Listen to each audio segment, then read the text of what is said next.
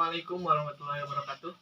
Perkenalkan, nama saya Yuda Pratama, NPM 30123012, yang mana saat ini saya akan membuat video tentang mata kuliah PAI, yang mana saya berasal dari jurusan atau prodi S1 Hukum. A'udzu billahi minasyaitonir rajim. Bismillahirrahmanirrahim. Walaqad khalaqnal insana min sulalatin min tin. Tsumma ja'alnahu nutfatan fi qararin makin. ثم خلقنا النطفة علقة فخلقنا العلقة مضغة فخلقنا المضغة عظاما فكسونا العظام لحما ثم أنشأناه خلقا آخر فتبارك الله أحسن الخالقين. Ayat yang tadi saya bacakan adalah tentang penciptaan manusia, yang mana manusia adalah makhluk yang diciptakan oleh Allah Subhanahu wa Ta'ala, berasal dari saripati tanah, yang mana kemudian saripati tanah tersebut dijadikan air mani, yang mana air mani itu hina tapi menjadi makhluk yang mulia. Kemudian air mani tersebut dijadikan segumpal daging, dan daging tersebut dijadikan tulang belulang. Kemudian tulang belulang tersebut dibalut dengan daging sehingga menjadi makhluk yang sempurna. Di mana manusia adalah makhluk dan Allah adalah Khalik. Jadi manusia harus menuruti perintah Allah, dan di mana jika ia ingkar atas perintah Allah, dia akan dihukum di akhirat kelak. Kenapa manusia disebut makhluk yang mulia? Karena dikatakan dalam surah Al-Baqarah ayat 30, wa iz qulna lil malaikati inni ja'ilun fil ardi khalifah qalu ataj'alu fiha may yufsidu fiha wa yasfiku dima wa nahnu nusabbihu bihamdika wa nuqaddisu lak qala inni a'lamu ma la ta'lamun. Jika dijelaskan ayat tersebut, Allah menciptakan manusia sebagai khalifah.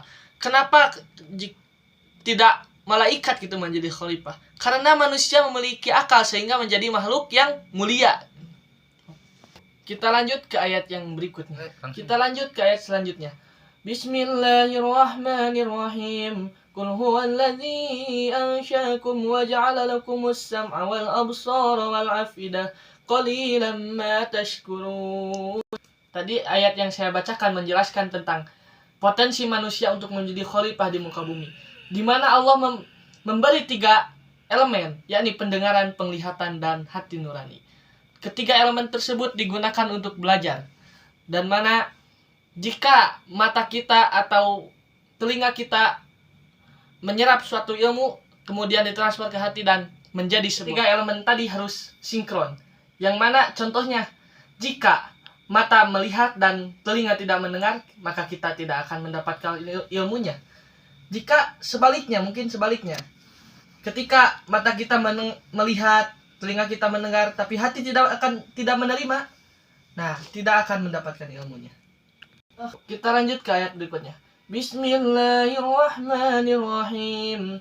Wa ma ubarri'u nafsi inna nafsa la'amaratun bis-su' la'amaratun bis-su'i illa ma rahima rabbi inna rabbi laghafurur rahim. Yang mana tadi ayat yang saya sebutkan menjelaskan tentang nafsu-nafsu manusia, yang mana nafsu manusia itu ada 4. Yang pertama nafsu lawamah, terus nafsu supiyah, nafsu amarah, dan nafsu mutmainnah.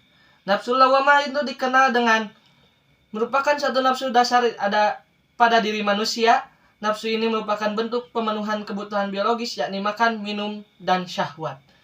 Yang mana makan dapat menyembuhkan lapar kita, minum dapat menyembuhkan haus kita, dan syahwat dapat memenuhi kebutuhan kita. Yang kedua adalah nafsu supiyah. Nafsu ini biasa dikenal dengan istilah nafsu duniawi, yaitu nafsu cinta terhadap masalah-masalah keduniaan seperti kekayaan atau harta dan tahta wanita. Nah, jika kita tekun di dalam nafsu ini, kita dapat memiliki sifat hubbud dunya, yang mana bisa melupakan terhadap Allah Subhanahu wa taala. Yang ketiga adalah nafsu amarah. Yang mana nafsu ini bisa dikenal sebagai emosional yang berlebihan. Ketika kita mendapat suatu cobaan atau ujian dari Allah Subhanahu wa taala, kita bersedih atau marah kepada Allah Subhanahu wa taala. Padahal Allah tidak bersalah. Ketika ia cinta kepada hambanya, maka ia akan mengujinya untuk menaikkan derajatnya di sisi Allah Subhanahu wa taala. Yang keempat adalah nafsu mutmainnah. Nafsu ini merupakan nafsu yang benar-benar baik karena orientasinya adalah aspek spiritual yang mengarah kepada kebijakan. Dengan nafsu ini, seseorang akan terdorong untuk melakukan ibadah, zikir, ataupun berbuat baik sesama manusia. Baik, kita lanjut ke ayat berikutnya. Bismillahirrahmanirrahim. Wa nafsi wa ma sawwaha fa'alhamaha fujuraha wa taqwaha. Yang mana ayat yang tadi saya bacakan menjelaskan tentang nafsu manusia. Nafsu manusia terbagi dua, yakni ada nafsu takwa dan nafsu fujur. Yang mana nafsu takwa seperti sabar dan bersyukur dan lain-lainnya. Yang terus nafsu fujur seperti berlebih-lebihan atau mubazir, ya, dan lain-lainnya. Saat ini saya akan menjelaskan tentang sabar. Yang mana dalam Al-Quran dikatakan, وَلَنَبْلُوَنَّكُمْ بِشَيْءٍ مِنَ الْخَوْفِ وَالْجُوعِ وَنَقْصٍ مِنَ الْأَمْوَالِ وَالْأَنْفُسِ وَالثَّمَرَاتِ فَبَشِّرِ الصَّابِرِينَ الَّذِينَ إِذَا أَصَابَتْهُمْ مُصِيبَةٌ قَالُوا إِنَّا لِلَّهِ وَإِنَّا إِلَيْهِ رَاجِعُونَ.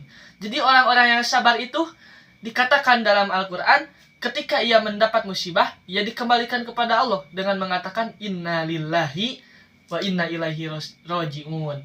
Apa janjinya oleh Allah kepada orang-orang yang sabar?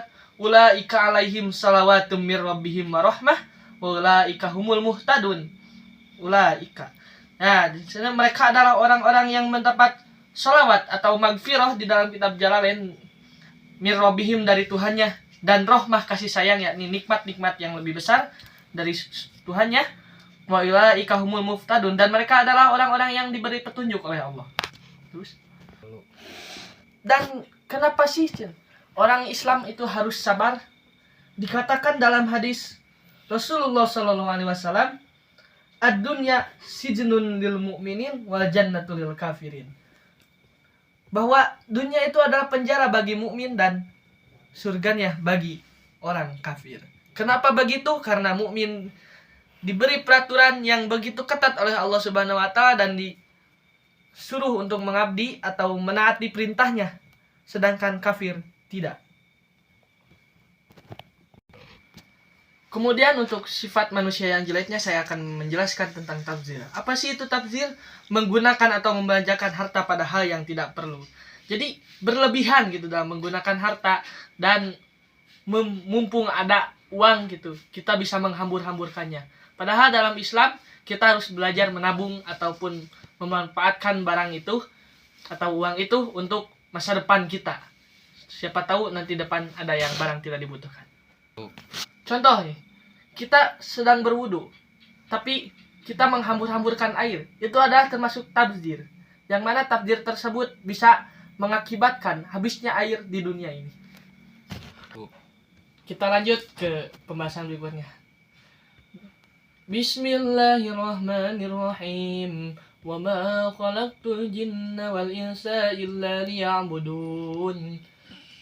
Ayat tadi menjelaskan tentang Allah tidak menciptakan manusia dan jin kecuali untuk beribadah. Apakah ibadah itu hanya salat saja? Oh, tentu tidak. Ibadah itu terbagi dua. Ada ibadah mahdoh dan ghair mahdoh. Yang mana ibadah mahdoh tersebut vertikal ke atas, langsung kepada Allah Subhanahu wa taala. Contohnya seperti sholat, puasa, atau naik haji, itu termasuk ibadah mahdoh. Apa sih itu ibadah ghair mahdoh? Yaitu ibadah ghair mahdoh adalah ibadah horizontal, yakni berbuat baik sesama manusia. Contohnya seperti kita memberi sedekah atau zakat, memberi makan fakir miskin. Itu adalah suatu contoh perilaku ibadah ghair mahdoh. Sederhananya adalah dalam kehidupan kita sehari-hari. Misalkan kita makan, tapi kita niatkan untuk kuat beribadah kepada Allah Subhanahu wa taala, itu adalah suatu amal ibadah atau pahala buat kita bekal di akhirat. Jadi jangan menyepelekan hal-hal yang kecil. Dalam ibadah sholat pun kita tidak boleh semena-mena. Karena di dalam sholat itu terdapat syarat, rukun, dan diterimanya sholat. Apa sih syarat diterimanya sholat? Yakni dengan khusyuk. Apa itu khusyuk? Ka'annaka anta abudallah ka'annaka tarahu fa illam takun fa innahu yaraka. Engkau beribadah seolah-olah melihat Allah. Tetapi jika engkau tidak mampu melihat Allah, seakan-akan melihat Allah, sesungguhnya Ia melihatmu. Jadi, jika kita tidak bisa melihat Allah, kita harus menekadkan di dalam hati seakan-akan Allah melihat kita. Terus definisi. Dan di dalam ibadah juga kita harus, di dalam kehidupan sehari-hari juga kita harus takwa. Apa sih itu takwa? Takwa adalah melaksanakan perintah Allah dan menjauhi larangannya. Tetapi karena Allah. Jika karena kita ingin dipuji oleh manusia, maka itu tidak termasuk takwa. Tapi termasuk riya. Sekian dari saya. Mungkin jika ada kekurangannya mohon maafkan. Jika ada kelebihannya mungkin itu dari Allah Subhanahu wa taala. Unzur maqala wa tanzur man qila. Lihat pembicaraannya, jangan lihat siapa yang berbicara. Akhirul kalam. Assalamualaikum warahmatullahi wabarakatuh.